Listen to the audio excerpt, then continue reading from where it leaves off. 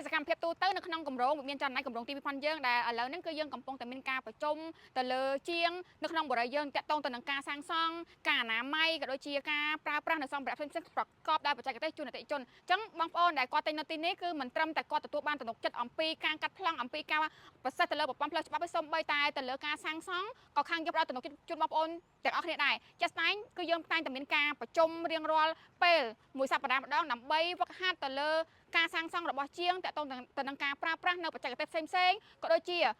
ការអនាម័យនៅក្នុងគម្រោងការរៀបចំហេដ្ឋារចនាសម្ព័ន្ធផ្សេងៗគឺយើងមានអាប់ដេតជាប្រចាំជូនបងប្អូនទាំងអស់គ្នាមានការរួមចំណែកអំពីក្រុមការងារនិយាយទៅយើងមិនមែនមានតែ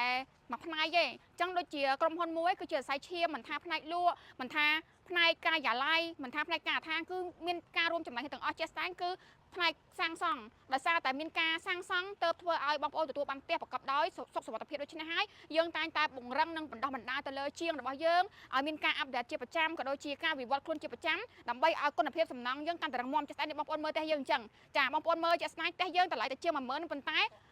មើលសំណង់វិញគឺល្អខ្លាំងមែនទែនមិនថាការប្រើប្រាស់នៅសរសៃដែកការប្រើប្រាស់នៅគ្រឿងបង្គុំផ្សេងៗក៏ដូចជាការប្រើប្រាស់ពណ៌ថ្នាំគឺប្រកបដោយគុណភាពនិងដោយទំនុកចិត្តហើយក៏យើងនៅតែមានការធានាលើសំណង់ជូនបងប្អូនទាំងអស់គ្នាទោះបីជាបងប្អូនទាំងអស់គ្នាទទួលផ្ទះក៏ដោយចាអញ្ចឹងបងប្អូនដែលគាត់មានតម្រូវការចង់បានផ្ទះដែលមានគុណភាពល្អទទួលបានទំនុកចិត្តទទួលបានការធានាចាទៅលើការទទួលផ្ទះហើយនៅតែបន្តការធានាការរៀបចំប្រើប្រាស់នៅប្រព័ន្ធផ្លូវប្រព័ន្ធលូតដែលប្រកបដោយស្តង់ដារ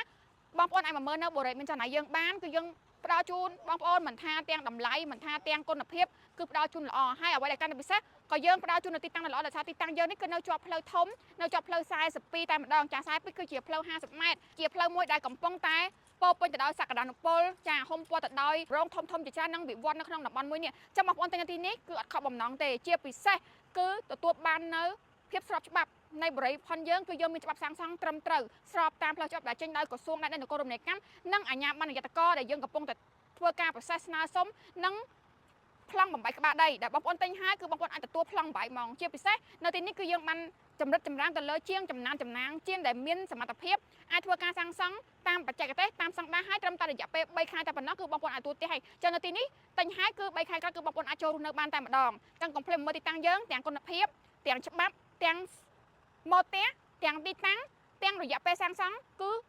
ផ្ដល់ជូនពិសេសជូនបងប្អូនទាំងគ្នាត្រឹមតែ3ខែតែប៉ុណ្ណោះ